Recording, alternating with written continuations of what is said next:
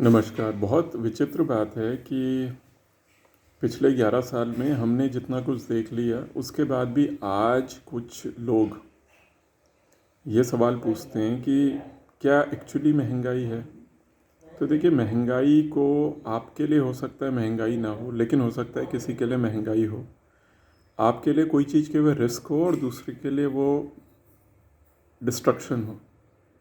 तो आइए इस पर एक संक्षिप्त सी चर्चा कर लेते हैं।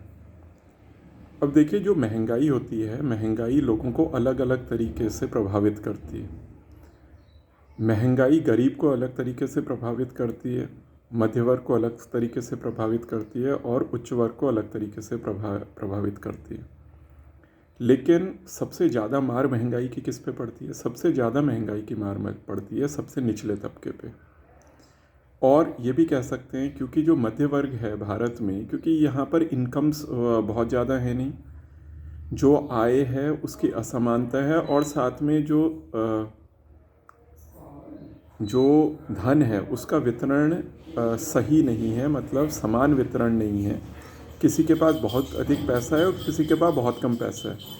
तो ये माना जा सकता है कि जो पैसा है वह जो देश के 1 या 2% लोगों के पास अधिकतर पैसा देश का केंद्रित है और बाकी जितनी भी जनसंख्या है उसके पास जो पैसा है वह उतना ही है कि जो मध्य वर्ग है उसके भी गरीब होने में बहुत समय नहीं लगता, क्योंकि वे लगभग एक दूसरे के अगल बगल खड़े हैं।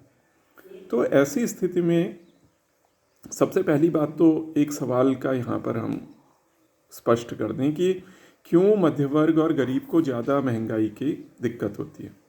आप इसको ऐसे समझिए, एक व्यक्ति की तनख्वाह है 100 रुपये, दूसरे व्यक्ति की तनख्वाह है 10,000 रुपये।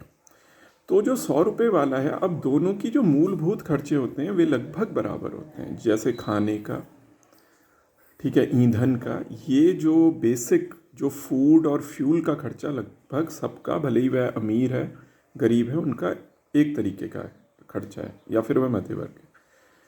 तो जहाँ 100 रुपये कमाने वाले को भी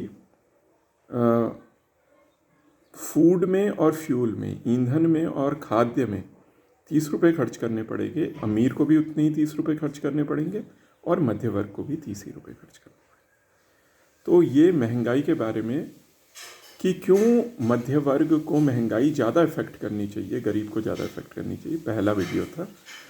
दूसरे वीडियो में इसी को ही आगे बढ़ाएंगे। धन्यवाद।